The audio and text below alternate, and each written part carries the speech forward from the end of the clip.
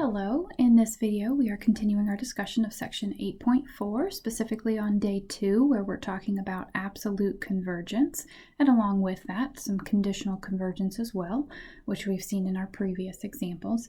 In example 5 here, we are going to determine whether the series from the sum from n equals 1 to infinity of the cosine of n over n squared is convergent or divergent.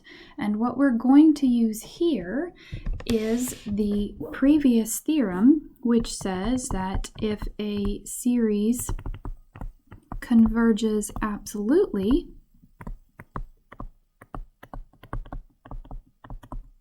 then this implies that the series converges. And as it was already written in the lecture notes, this is an extremely helpful theorem because sometimes it's not very easy to apply a series test to the given series, but it becomes easier if we look at the series of absolute values. So in this case, we don't have a test that we can really apply here because if you notice, cosine values are not always positive. Depending on what n is, it's going to be somewhere in between -1 and 1, probably even strictly in between -1 and 1, but still. Greater than or equal to -1, less than or equal to +1, but it might be negative, it might be positive. It's not strictly alternating though. If you wanted to look at these terms, you could get decimal values for the cosine of 1 and the cosine of 2, cosine of 3, and so on and so forth. Sometimes you would have positive values, sometimes you would have negative. They wouldn't strictly alternate in sign either, which is a problem because it means that none of the tests that we've previously applied can apply here. Previously learned can apply here.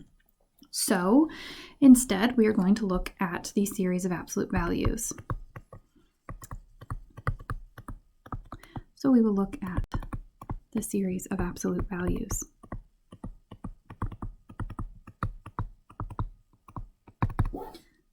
So we have the sum from n equals 1 to infinity of the absolute value of the cosine of n over n squared.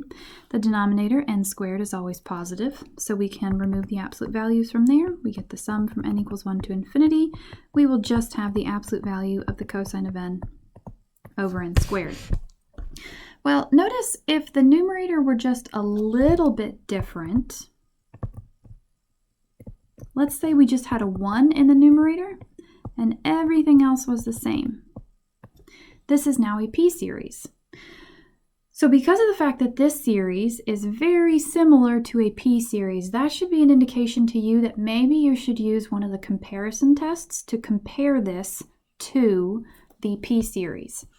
You could try using the limit comparison test here if you wanted. The issue is going to be evaluating a limit in terms of cosine, but perhaps you could use a squeeze theorem there if you wanted to. However, the direct comparison test is a little bit easier here because of the fact that we know we have a bound on the values of cosine. So let me write that out here. Direct comparison is easier here because if we use this inequality that I wrote right here, we automatically have an inequality that we can use. So we know that the magnitude of cosine of n is always going to be less than or equal to 1. Technically, the upper bound changes to 0 because we're now talking about positive values. But this is really the inequality that I want to pay attention to.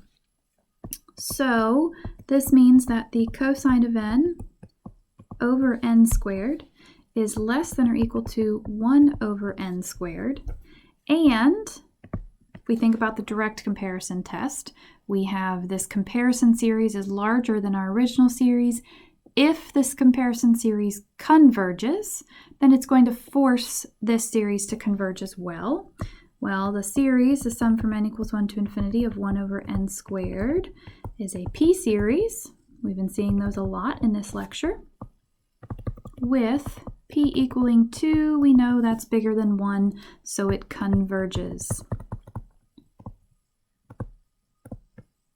So remember, for the direct comparison test, if we have a convergent series that is always larger than our given series, it means that our given series will converge. So this means that the sum from n equals 1 to infinity of the absolute value of the cosine of n over n squared converges.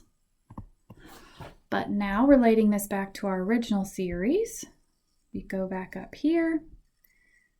The original series was the sum from n equals 1 to infinity the cosine of n over n squared. We showed that the series of absolute values converges, so that means that the original series converges absolutely, which will in turn imply that the original series converges.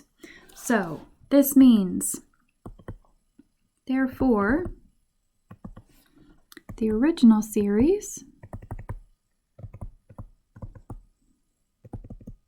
which is the sum from n equals 1 to infinity of the cosine of n over n squared, converges absolutely